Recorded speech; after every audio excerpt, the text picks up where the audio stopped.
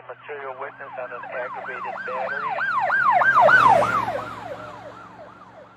Okay, Bruce G. Thompson, Corporal, Port Angeles Police Department. I started January 1st, 1961 as a regular officer. I retired December of 1988. My first day on the job was rather informative. I walked in the back door on swing shift, and there was a lot of activity going on. And at the booking counter at the end of the hall was Sergeant John Sweat, the shift sergeant.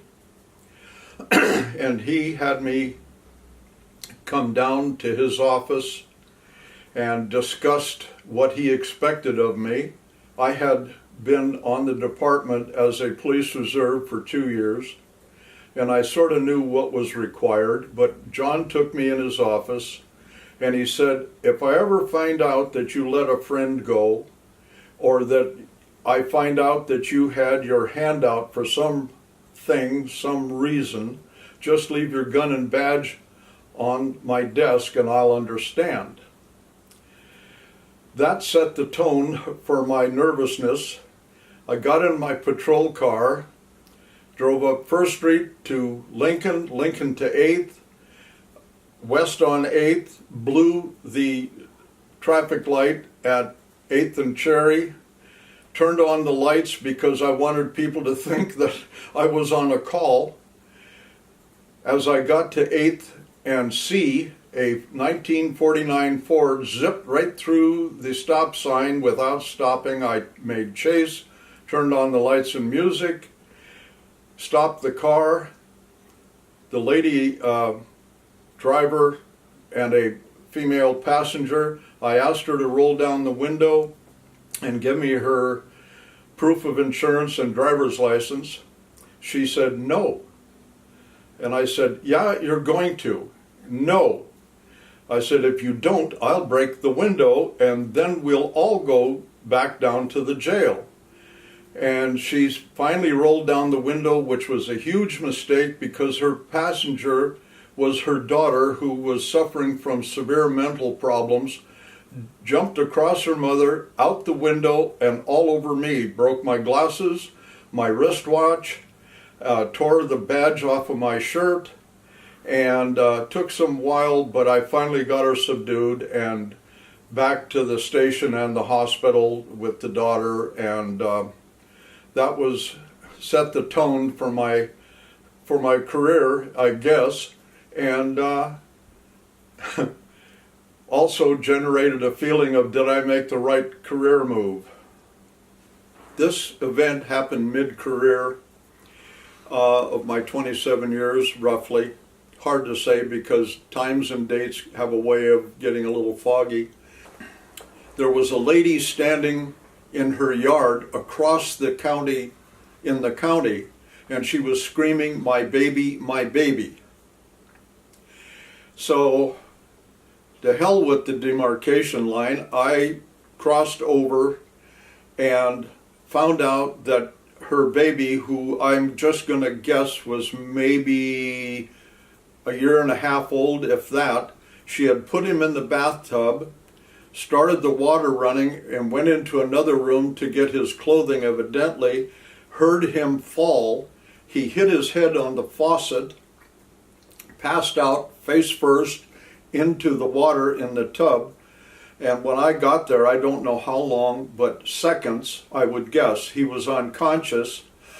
I picked him out of the water and started doing compressions and breathing, and I called for an ambulance, and then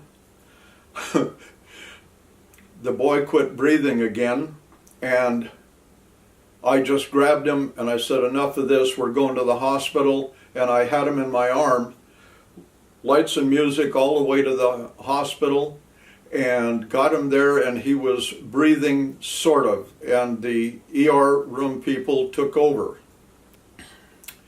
I'm working day shift a few years later, and a lady came in with a little boy with a handful of parking tickets, and the little boy put his hands up on the counter And the little boy looked up at me and he said, "I know you." And I said, "Oh, really?" He said, "Yes, you're the man that kissed me." And it took me a minute to figure out what it was he was talking about, and then it all came down. Well, I said, "I'm glad you're here."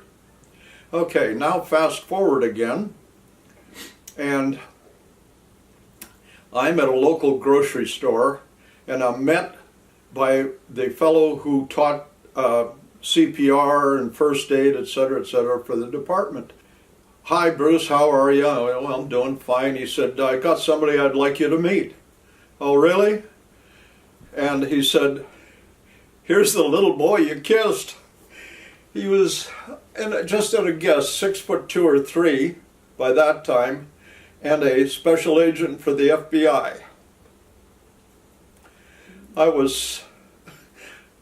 To say I was blown away would be a gross understatement. Very proud and pleased with that. This is my opinion. Police work is not a job. It is a dedicated position to the public. If called upon to do what I know how to do, I will do it with great alacrity. Every officer has a one or two that he knows that he can trust and count on. First and foremost, Pete Lind.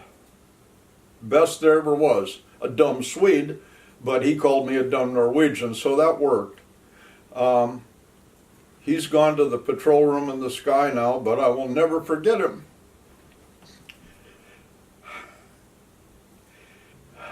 I'm very proud of what I did and how I did it. I had my own problems like any officer, but they were minimal. And would I do it again? In a heartbeat. Not at 82, unfortunately, but if things were the way they were, I'd have jumped on it.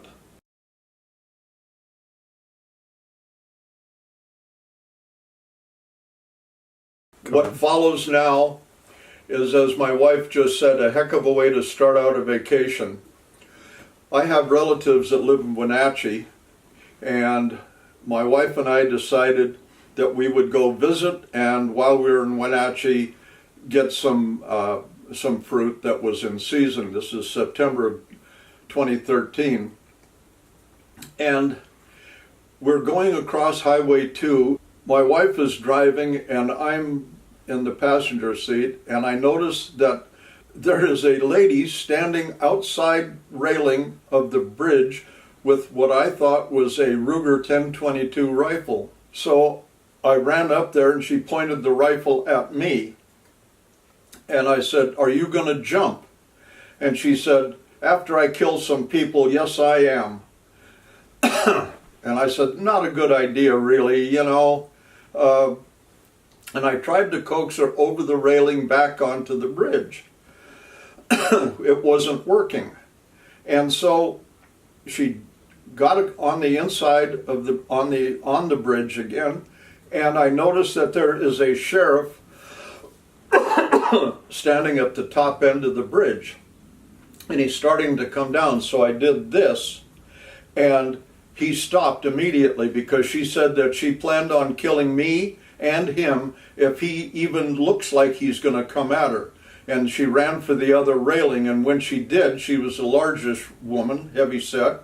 She was having difficulty getting up onto the railing. So when I saw that, I took off after her and pulled her off the railing. I kicked the rifle out of her hand, and that rifle turned out to be one of these toy look-alike Ruger 1022 soft pellet or something, I think they call it. And by the time I got her to the ground, the deputy was there, and we restrained her and put her in his patrol car, and that was sort of the end of it. And then about 2 weeks later, I get a phone call from the Snohomish County Sheriff's Department saying that they had awarded me a Citizen of the Year or something approaching that and that they were going to have the ceremony, and was a very moving occasion. My daughter was able to be there along with my wife, of course, and her daughter-in-law and granddaughter. And that's one of the high points of my retirement. I hope there are no more. I have several moments that I strongly believe that the persons I was dealing with, mostly children, would not be here if I wasn't there at the right moment. And I had the support of my family, my late wife, both of my children, which it was difficult for them at times, and I'm well aware of that. My daughter recently said to me that the man she saw about 2 weeks ago, me, was not the man she remembers when she was a kid. And she kind of likes the one that she sees now. Now you can use your cell phone and take all of the video you want of an event where policemen are there, but unless you've been on that street doing that work, your caption doesn't amount to a hill of beans. What you think you see frequently will not be what actually is. Thank you.